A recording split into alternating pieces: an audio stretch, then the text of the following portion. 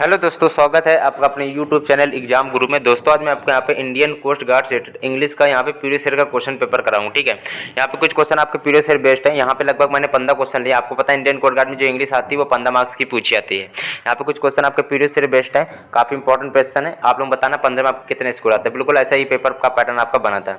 चलो स्टार्ट करते हैं। पहला आपका दिया गया स्पोर्ट द मिस स्पेल्ड, मतलब कि क्या इन चारों ऑप्शन में से एक की आपकी गलती है। ठीक है, उसको आपको बताना है। तो देखते जरा किस में गलती है। तो मेलन काय की जो स्पेलिंग है वो आपकी थोड़ी गलत लिखी है।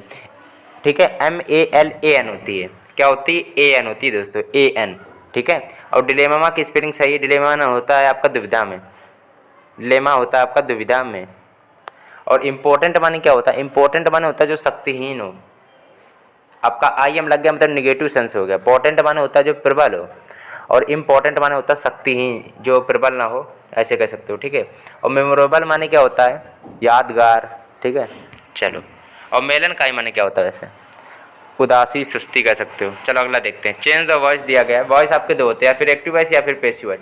ऐसा ही बिल्कुल पेपर का पैटर्न आपका इस बार बनेगा, और आपका ऐसा पेपर आया था। आप लोग बताइएगा 15 में स्कोर कितना आएगा। ठीक है, he has to purchase a radio set.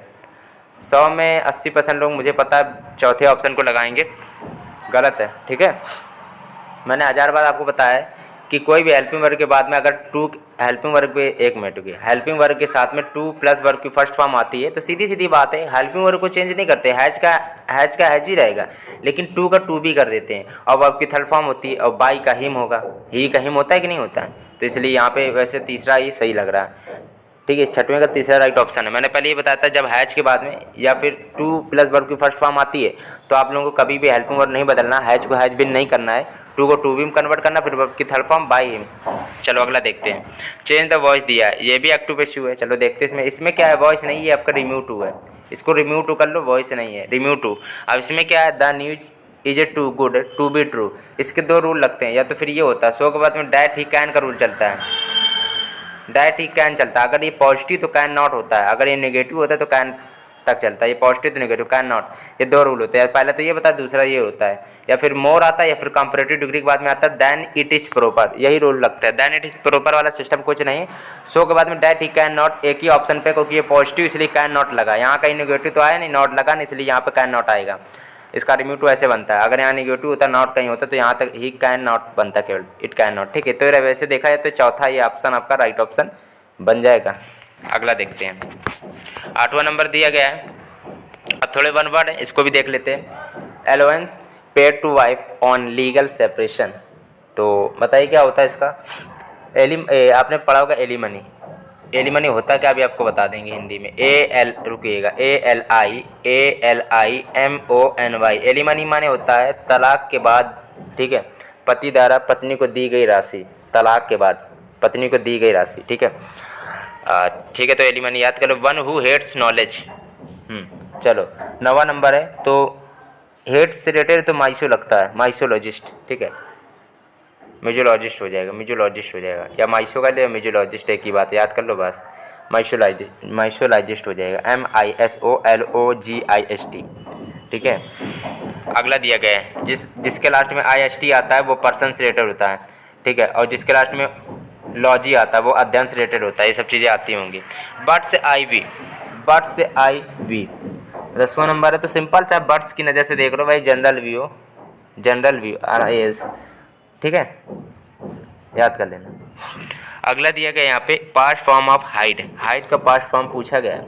Hide का पास्ट फॉर्म आपका हाइड होता है, HID केवल होता है, ई नहीं लगता भाई, आप लोगों को याद करना पड़ेगा। एनालिसिस का प्लूरल पूछा गया है। एनालिसिस का प्लूरल होता है एनालिसिस। ठीक है, एनालिसिस, SES। अगला दिया मर्की। मर्की माने धुंधला होता है, धुंधला कह सकते हो, या फिर जो स्पष्ट ना दिखाई दे। ठीक है, डस्की माने भी तो यही होता है, आपका साइनोनिम पूछा कहते हैं। रेडियंट माने क्या होता है? रेडियंट माने होता है उज्जवल या प्रकाशित। ब्राइट माने क्या होता है? चमकीला, उज्जवल भी कह सकते हो, उज्जवल। ल्यूमिनियस माने क्या होता है? ल्यूमिनियस माने होता है दिव्य, जो दिव्य, शानदार। अगला दिया गया है, ये दोनों राइट है। मर्की माने धुंधला, डस्की माने धुंधला। अगला दिया गया है the early bird catches the birth no error. 14 number में क्या होगा? तो तीसरे में, ठीक है, यहाँ पे 14 का तीसरा राइट ऑप्शन हो जाएगा। द वर्थ नहीं होगा, द वार्म होगा। ठीक है, आपको पता होगा, देखो वर्त माने क्या होता है पहले ये बताइए। वर्त माने होता है बुरा से रिलेटेड होता है, बहुत बुरा, ठीक है। तो यहाँ the early birds catches the worm होगा, ठीक है, वॉर्न WORM होगा, ठीक है। ये चीज़ आप लोग याद रख लीजिएगा। जो पहले इसका पूरा सेंटेंस का आपको मीनिंग बता दें, जो पहले जगता है वो जल्दी पाता है, ठीक है। जो जल्दी जगता है वो जल्दी पाता है, तो यहाँ पे वॉर्म होगा, WORM होगा, वो जल्दी पाता है, ठीक है, तो वॉर्म होगा WORM। अगला देखते हैं।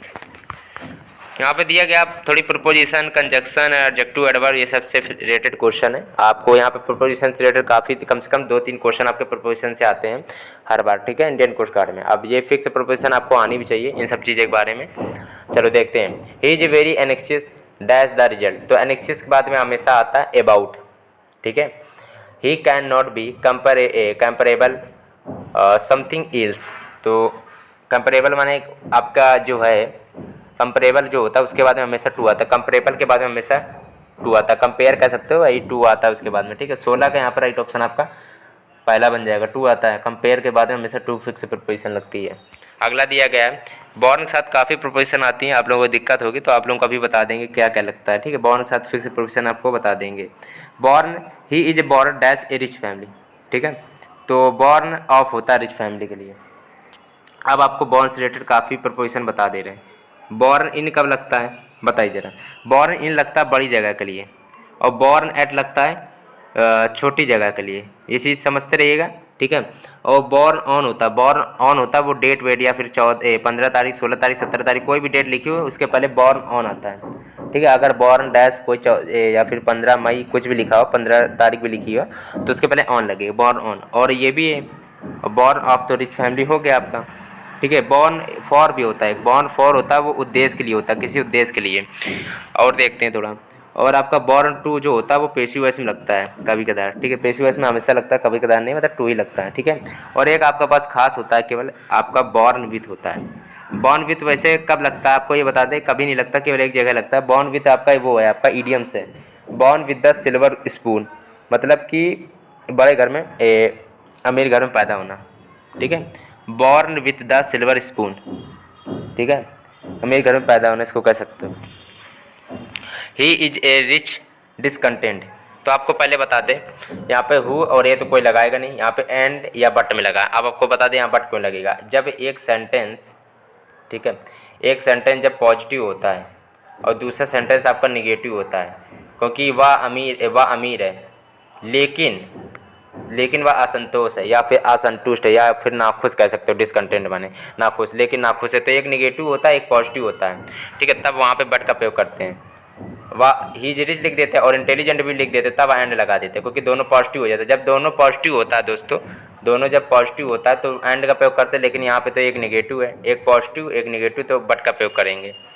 और बॉर्न ऑफ रिच फैमिली हो जाएगा। और कंपेयर के बाद में टू एनेक्सिस अबाउट लगता है। Tell me dash you will return soon, तो विदर होगा। इसका मतलब ये, इसकी हिंदी आपको बताते हैं, मुझे बताओ कि क्या तुम जल्दी लौटोगे, ठीक है, विदर लगेगा।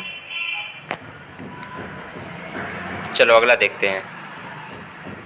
He was appointed dash president of the party, तो इसमें क्या होगा, आर्टिकल पूछा गया, तो इसमें कोई आर्टिकल भाई नहीं लगेगा, नो आर्टिकल, ठीक है। 20 का यहाँ पे राइट ऑप्शन चौथा है। अब ये कि दोस्तों, ये कि वीडियो अगर आपको पसंद आई, इसी टाइप का आपका पेपर का पैटर्न आया था भाई, 15 में अपना इसको जरूर बताइएगा। और वीडियो पसंद आई, ये है कि आपके थोड़े एक दो मैंने आपके एंटोनियम ले लिए, एंटोनियम भी आपके आए थे, वो नहीं ले पाए क्योंकि वो पता नहीं चल पाया था, तो आपका ये 1 वर्ड ज़्यादा ले लिए, ठीक है। 1 वर्ड एक ही आएगा, वैसे 2 ले लिए यहाँ पे मैंने। चलो भाई, तो वीडियो अगर आपको पसंद आया तो लाइक करना, चैनल सब्सक्राइब नहीं किया तो प्लीज़ चैनल सब्सक्राइब कर लेना।